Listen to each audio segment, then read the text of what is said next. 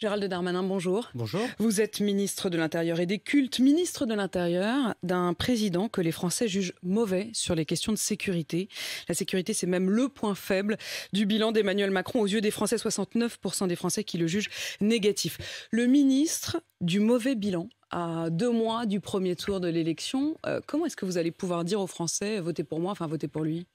Bon, d'abord, c'est toujours comme ça dans une élection. La sécurité, c'est jamais à un endroit où on fait le plein, si j'ose dire, du positif, parce que d'abord, nous traversons des crises extrêmement difficiles. N'oublions pas qu'il y a eu des crises terroristes extrêmement fortes dans le quinquennat du président de la République. Ce n'est pas le seul quinquennat qui les ait subis. Des problèmes d'ordre public très importants, c'est les gilets jaunes. Aucun autre quinquennat les a subis évidemment. Et puis de manière générale, la sécurité, depuis que je suis petit et que je regarde la télévision, c'est l'objet des campagnes électorales. Cependant, il y a plus de 30% qui considèrent que c'est un bon bilan. Je veux aussi dire que je constate que la moitié des Français voient que nous avons lutté contre le terrorisme puisqu'ils donnent au président de la République un satisfecit. Et c'est d'ailleurs le premier et grand sujet qui touche les Français et que le président de la République a réglé, au sens où il y a mis les moyens. 1900 personnes en plus à la DGSI aux renseignements territoriaux, 37 attentats islamistes déjoués pendant son quinquennat, doublement des moyens de la DGSI. On va regarder plus précisément, mais c'est quand même étrange quand je vous parle sécurité. Alors, on va regarder dans le détail. C'est principalement les chiffres des atteintes aux personnes qui ont évolué. Mais vous dites, notre bilan, c'est sur le terrorisme. Mais est-ce que ça veut dire que, par contraste, vous considérez que François Hollande doit être tenu responsable du mauvais bilan sur le terrorisme? Non, pas du tout. Mais ce qui est sûr, c'est que nous avons hérité d'une situation dont je rappelle qu'elle était l'état sécuritaire d'urgence. Ce qu'a fait le président de la République. Il a réarmé l'État régalien, il a recréé des services de renseignement, il a doublé les moyens aux services secrets, il a fait déjouer par les services 37 attentats terroristes islamistes pendant son quinquennat. Il y a eu évidemment aussi des attentats qui se sont déroulés, le cas de Samuel Paty étant le plus emblématique, je l'imagine. Mais par ailleurs, il a sorti la France de l'état de sécurité permanent, l'état d'urgence. J'entends quand même dans votre propos, Gérald Darmanin, par contraste, une forme d'accusation du quinquennat précédent de ne pas avoir protéger les Français du terrorisme. Manuel Valls et Bernard Cazeneuve ont fait ce qu'ils ont pu dans des conditions difficiles où il y avait moins de policiers et moins de services de renseignement, où on ne connaissait pas les menaces à la fois exogènes, c'est par exemple le cas du Bataclan, ou les menaces endogènes, la personne qui prend un couteau et qui assassine son voisin, si j'ose dire. Mais ce qui est sûr, c'est que c'est le président de la République qui a donné les moyens aux services de renseignement de mieux fonctionner, de protéger au maximum les Français. Et par ailleurs, on a beaucoup de discussions aujourd'hui sur les états d'urgence. C'est lui qui a sorti le pays de l'état d'urgence. À l'époque, on lui avait dit, vous allez voir, malheureusement, ce que vous faites, ce sera le terrorisme à tous les coins de rue. Ça n'a pas été le cas. Donc il est vrai que la priorité du quinquennat a été la lutte contre le terrorisme. Aujourd'hui, fort heureusement, même si la menace est très forte et reste forte, on en parle moins. Est-ce que sur les questions de sécurité, vous ne vous êtes pas réveillé un peu tard? Emmanuel Macron vient d'annoncer une grande loi d'orientation sur la sécurité. C'était à 3 mois de la fin du quinquennat. Est-ce que vous ne vous êtes pas réveillé un peu tard sur ces questions de sécurité? J'en veux pour preuve les chiffres qui viennent de votre propre ministère. Les hausses de la violence, des atteintes aux personnes, homicides en hausse, coups et blessures volontaires en très nette hausse, violences sexuelles notamment en hausse, tellement en hausse qu'on parle même d'explosion en l'occurrence. J'ai regardé votre logo, je pensais qu'on était sur CNews, mais en fait, on est bien sur BFM. Mais je vois pas le rapport. Vous ne dites pas non plus, et ça, c'est terrible. Parce que vous ne dites pas non plus. Mais je vois pas le rapport. Je vous parle en l'occurrence. Est-ce que vous me laissez parler, madame? Je vous parle en l'occurrence des atteintes aux personnes. Non, mais votre présentation, elle est très rapide et un peu populiste. Bon, et c'est la difficulté. Allez-y, essayez de démontrer l'inverse. Non, mais vous vexez pas, calmez-vous. Ce sont vos chiffres. Non, mais calmez-vous, madame, ça va bien se passer. Aujourd'hui, il y a une baisse de 30%. Ça va bien se passer. Il va bien se passer. Non, mais il y a 30% de baisse. Oh, je vous demande pardon. Comment ça vous va parlez? bien se passer, madame. Vous allez voir. Il y a 30% de baisse sur les biens. Moi, j'en ai marre des discours populistes toute la journée. Ce sont vos chiffres, ils sont tirés du site du ministère de l'Intérieur. Vous n'évoquez même pas la baisse des biens, la baisse des cambriolages. Je vous ai immédiatement dit que je m'adressais à vous à propos des violences faites aux personnes. Ne souhaitez pas que je réponde. Non, je trouve ça sidérant votre manière de répondre. C'est pas une réponse, c'est presque une offense. Je réponds comme... Non, vous ne vexez pas. Je réponds comme vous m'agressez. Moins 30% de cambriolage. Moins 26% de vols sans armes. Moins 25% de vols avec armes.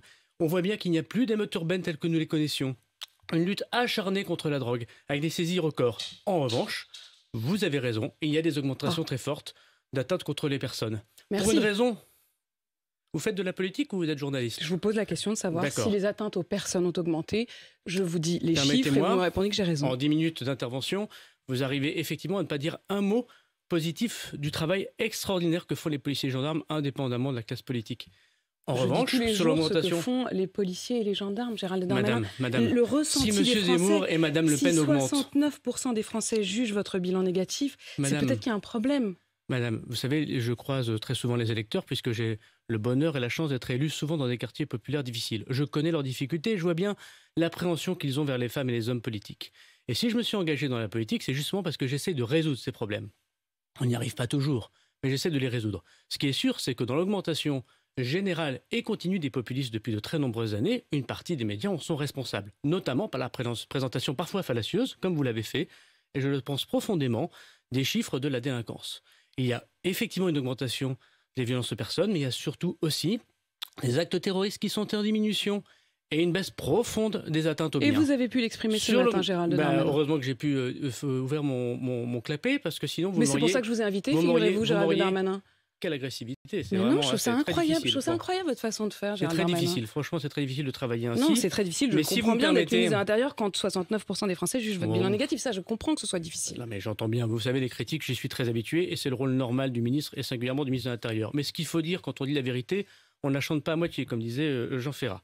La problématique aujourd'hui, c'est que dans l'augmentation des violences faites aux personnes, vous avez deux types d'augmentation qui poussent toutes les autres.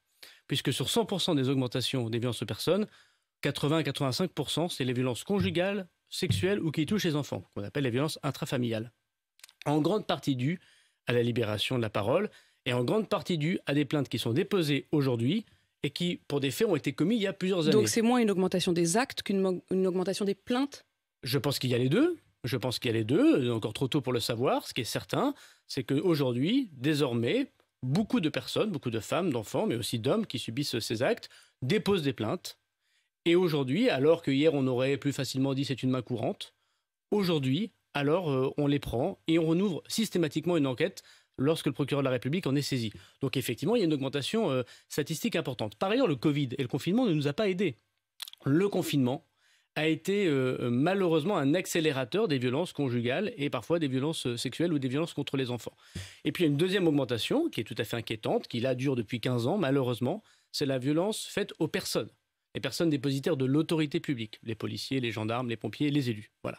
Mais si nous retirons les violences conjugales à 80% de ces augmentations de violences aux personnes et des attaques aux policiers et aux gendarmes, alors nous constatons que le niveau d'homicide, le niveau de meurtre est à peu près le même depuis 10 ans sur le territoire national. Donc il y a une baisse très importante de violences contre les biens, un terrorisme qui a été contenu, c'est ce qu'on peut dire ça comme ça, et par ailleurs une augmentation notamment des violences conjugales et des violences sexuelles. Comment vous expliquez donc que les Français jugent à 69% que le bilan est négatif ? Mais parce que les Français, vous savez, aujourd'hui, c'est bien normal, ils souhaiteraient avoir un bilan plus complet, d'une sécurité plus forte, et je suis le premier à vouloir être comme eux, insatisfait du fonctionnement général de notre société. Et le travail que nous faisons aujourd'hui, il paye. Et vous disiez, vous vous réveillez tard, c'est oublier que nous avons créé les 10 000 postes du début du quinquennat et qu'il faut du temps pour recruter, trouver des écoles de police, les recréer, former ces policiers qui arrivent seulement dans les commissariats. Et qui sont arrivés notamment au commissariat du Havre où vous avez partout en France accueilli un certain nombre de nouveaux fonctionnaires de police. Un mot sur un policier qui est en fuite ou en tout cas qui n'est pas trouvé, qui est soupçonné d'avoir tué sa compagne vendredi 28 janvier. Ça fait 10 jours qu'il est en fuite, susceptible donc de porter sur lui son arme de service. Est-ce que vous avez des nouvelles ? Alors nous suivons attentivement cette affaire horrible, puisque nous avons retrouvé cette femme effectivement morte dans cet appartement. Beaucoup de choses soupçonnent ce policier, bien évidemment. Les moyens très importants sont mis pour le trouver. De nombreuses opérations de police et de gendarmerie sont faites en ce moment même. Je ne peux pas en dire beaucoup plus. Par ailleurs, j'ai demandé au préfet de police de saisir l'inspection générale de la police nationale pour connaître l'histoire, le pédigré de ce policier qui jadis avait déjà été condamné pour violence conjugale, mais si je veux dire seulement, je mets des guillemets, à un stage de sensibilisation. Donc le juge a considéré... Il y aurait peut-être eu erreur. On sait que par exemple, la hiérarchie policière aurait pu, à la suite justement de ce stage, décider de le désarmer, ce que la hiérarchie n'a pas jugé nécessaire de faire. On verra ce que dira l'inspection générale. Ce qui est sûr, c'est que j'ai donné comme consigne depuis que je suis ministre de l'Intérieur que toute personne, dans la police et dans la gendarmerie, condamnée pour violence conjugale ou condamnée pour trafic ou consommation de stupéfiants, voilà, les deux difficultés, à de la prison ferme ou avec sursis, doit quitter la police nationale et la gendarmerie nationale. Et effectivement, il appartient à la hiérarchie, s'il constate un fait comme celui-ci dans la vie personnelle d'un policier ou d'un gendarme, de retirer l'arme administrative s'il juge que c'est nécessaire. Le stage de sensibilisation, dont à l'époque le policier avait été condamné, n'est pas une peine très importante, vous en conviendrez. Donc nous attendons de voir ce que dira l'inspection générale. Gérald Darmanin, vous avez inauguré samedi de nouvelles instances représentatives de l'islam de France. Ça s'appelle le Forum de l'islam de France. Et il y a une question qui demeure, qui est la question du financement des cultes, du financement des mosquées et du financement des imams. Il y a toujours, au moment où on se parle, 300 imams qui sont financés par l'étranger, mais qui exercent sur le sol français. Ils viennent principalement du Maroc ou de la Turquie. Vous avez dit qu'il fallait mettre fin à ces imams qui soient financés par l'étranger, sauf que ça ne prendra fin qu'en 2024. Est-ce que vous estimez que c'est satisfaisant ? Le président de la République, il a pris une décision extrêmement courageuse, c'est la fin de ces imams détachés. Donc effectivement, comme vous l'avez dit, ce sont des fonctionnaires des États étrangers, l'Algérie, la Turquie par exemple, le Maroc, qui étaient payés, qui sont encore payés d'ailleurs, pour venir être ministres du culte, imams en France. Et nous ne pouvons pas accepter que des États étrangers financent des fonctionnaires de leur pays pour venir être ministres du culte en France, puisqu'il n'y a que pour l'islam que les choses fonctionnent ainsi. Ça pouvait l'expliquer il y a 5, il y a 10 ou il y a 15 ans. C'est tout à fait accepté par l'État et par des conventions internationales, je veux le dire aux Français qui nous écoutent, mais le président de la République y a mis fin en 2024. Évidemment, la question qui se pose, c'est comment on paye. Et pourquoi pas plus tôt ? Parce qu'il faut du temps pour former des ministres du culte. Puisque vous dites que ça n'est plus supportable, mais en effet, il va y avoir encore 2 ans. Parce qu'il faut du temps pour former des ministres du culte. C'est-à-dire qu'on ne forme pas un imam si facilement que ça, comme on ne forme pas si facilement que ça un rabbin ou un curé. Il faut du temps pour apprendre sa religion. Il faut que ces personnes parlent évidemment français lorsqu'elles ne le sont pas. Et il faut effectivement qu'on ait des moyens de contrôler ce qu'ils puissent faire dans des lieux de culte. Donc ça prend un petit peu de temps, mais 2024, c'est demain. Et c'est une grande décision prise par le président de la République pour couper le lien entre l'islam et les États étrangers. En gros, ce qu'on a essayé de faire et ce qu'on essaye de faire, c'est de dire l'islam est une religion française. Les musulmans français n'appartiennent à personne d'autre qu'à la communauté nationale. Et aucun pays ne peut dire ce sont les miens et donc je les finance ou donc j'y envoie mes ministres du culte. Non, ce sont des Français comme tous les autres. En France, la République ne reconnaît aucun culte. Ça veut dire qu'il n'en méconnaît aucun, qu'il n'en déteste aucun et qu'il n'en préfère aucun. Gérald Darmanin, un mot de Roubaix. Il y a eu ce reportage de Zone Interdite sur M6 depuis la journaliste Ophélie Meunier, qui était donc présentatrice de ce documentaire consacré à l'islam à Roubaix, est menacée de mort, sous protection, et une enquête a été ouverte hier par le parquet de Nanterre. Quelle est votre réaction à cette ouverture de l'enquête ? D'abord, je me félicite de l'ouverture de cette enquête, des moyens qu'on met dans la police, la gendarmerie, à la DGSI, évidemment au ministère de la Justice pour retrouver les auteurs de ces attaques immondes. D'abord, attaque immonde de s'en prendre à quelqu'un et le menacer de mort de manière générale, et qui plus est à une journaliste courageuse. C'est une émission que j'ai non seulement suivie, mais dans laquelle elle m'a demandé de participer, qui démontre des réalités, pour lesquelles d'ailleurs l'État avance beaucoup et je crois qu'elle l'a souligné, mais il est évidemment inacceptable qu'on soit menacé de mort par sa liberté d'expression et par son travail démocratique de journaliste. Vous avez rencontré aussi Amine Elbaï, qui est également menacé, qui est un des habitants de Roubaix, qui est en quelque sorte le lanceur d'alerte, comme on dit dans ce documentaire. Qui est également protégé, voilà. Et je veux dire que toute personne, c'est le cas d'Ophélie Meunier, comme toutes les personnes qui seraient menacées à la suite de ce reportage, seront protégées par la République le temps qu'il le faudra. Et nous mettons tout en œuvre pour retrouver les auteurs et nous l'espérons de les faire condamner à des peines les plus exemplaires. Est-ce que vous gardez votre amitié pour le maire de Roubaix ? Moi, c'est mon ami, effectivement, Guillaume Delbarre. Il traverse un moment difficile. Indépendamment de ça, il répond des difficultés qu'il doit avoir dans la gestion de sa commune. Et je ne mélange pas les deux. C'est d'autant plus vrai que c'est le ministère de l'Intérieur qui a fait le signalement au parquet pour le cas d'une association dont je rappelle que rien, aujourd'hui, ne permet de dire que le maire de Roubaix a été le responsable de ce qu'on pourrait appeler le communautarisme. Vous savez, être maire de Roubaix, c'est très difficile. Être maire de Tourcoing, être maire d'une ville très populaire, c'est très difficile. Et le maire de Roubaix, il a trouvé une situation dans sa ville extrêmement dramatique. Personne ne peut penser que le jeune maire de Roubaix est responsable de 30, 40, parfois 50 ans de renoncement de la République.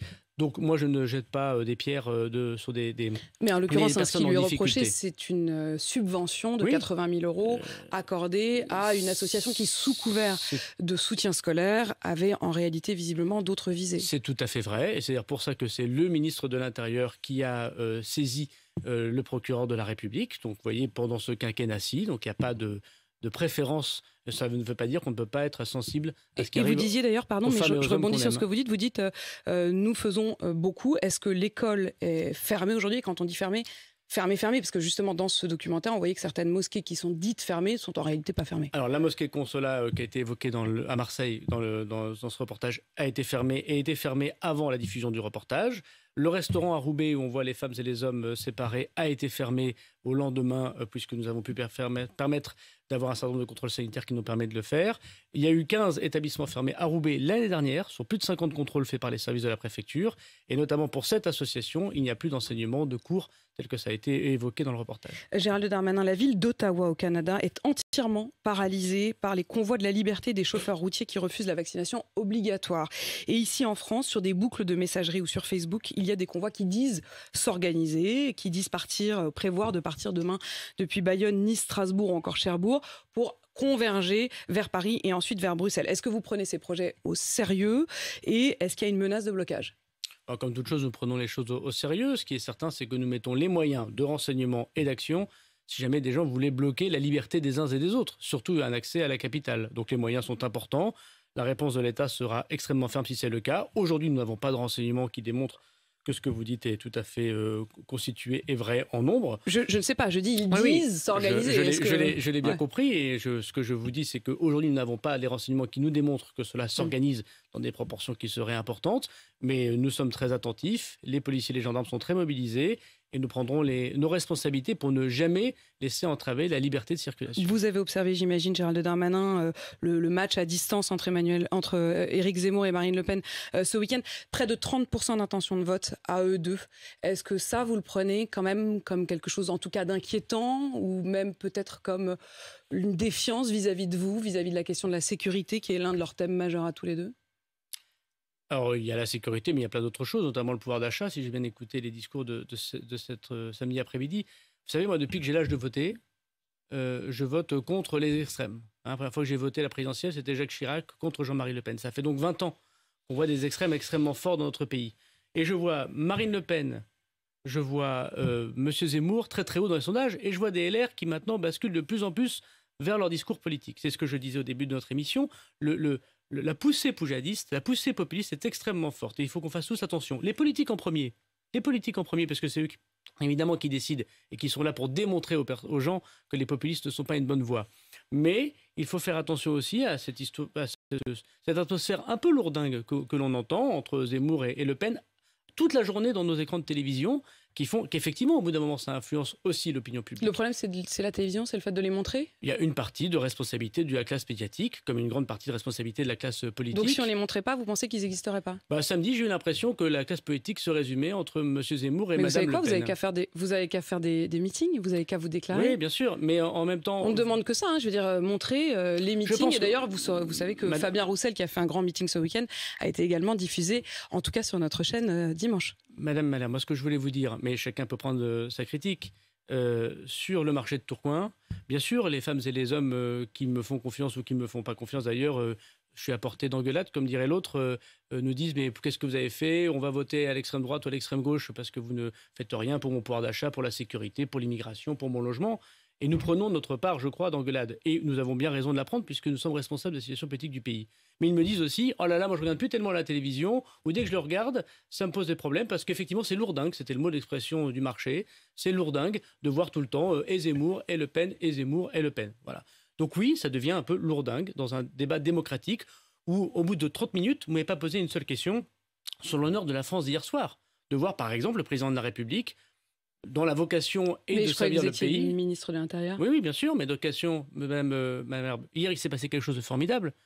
Le président de la République a remis la France au milieu de l'histoire. Il a permis, en tout cas, il a essayé de permettre un discours avec le président Poutine pour régler un problème tout petit qui s'appelle la guerre en Ukraine. Parce que je suis ministre de l'Intérieur, madame, mais s'il y a un problème en Ukraine, il y aura peut-être des dizaines de milliers, des centaines de milliers de réfugiés ukrainiens qui vont venir en Europe et donc en France. Et là, vous me direz peut-être dans quelques mois, mais qu'est-ce que vous faites contre l'immigration ? Eh bien, le problème de l'immigration, le problème des réfugiés, c'est peut-être le travail que fait excellemment le président de la République. Vous avez dit que sur les marchés de Tourcoing, vous étiez à portée d'engueulade. Ce que j'ai toujours apprécié dans cette interview, c'est qu'on est à portée de claque, comme on dit. Et on n'a pas manqué de pouvoir se dire les choses franchement. Il y a quand même une question que je voudrais encore vous poser. C'est après toutes ces défiances que je vous ai décrites, alors visiblement trop, est-ce que vous diriez toujours qu'il n'y a pas un Français qui pense qu'Emmanuel Macron n'a pas été un bon président ? Je pense que pendant la crise Covid, les Français, dans leur immense majorité, et à partir du moment où on ne se dit pas que ça veut dire exactement un vote, soutiennent le président de la République. Ils ont gardé leur travail, ils ont gardé leur commerce, Ils ont pu faire garder leurs enfants lorsqu'ils ont travaillé. Ils ont pu être soignés dans des conditions de gratuité dont on compare à travers l'international qu'il n'y a pas d'équivalent, parce que notre système social français est l'un des plus généreux du monde, et fort heureusement. Et que le président de la République, oui, il a été au-devant de la crise. Donc, pas un Français qui pense qu'Emmanuel Macron n'a pas été un bon président. C'est un slogan politique qui me pousse à le redire. Oui, les Français, je pense, dans leur immense majorité, remercient le président de la République pour ce qu'ils font. Ça ne veut pas dire qu'ils voteront pour lui. Ça veut dire qu'ils ont trouvé que c'était quelqu'un qui était le chef au moment où il fallait prendre des décisions. Il a su prendre des décisions économiques que l'Europe entière a suivies. Aujourd'hui, on a le taux de chômage le plus bas d'Europe, madame. Le plus bas d'Europe, lorsque l'on compare par rapport à ce qu'on était il y a 20 ans. On a des investissements étrangers extrêmement importants. Le chômage baisse partout en Europe, mais on aura le temps d'en reparler quand vous serez Premier ministre. Ben, j'espère, madame, quel que soit mon poste, que vous serez moins agressive la prochaine fois. Alors, en aucun cas, je donne les chiffres. Merci en tout cas d'avoir répondu à mes questions, Gérald Darmanin. Nous sommes le mardi 8 février 2022, J-61 avant le premier tour.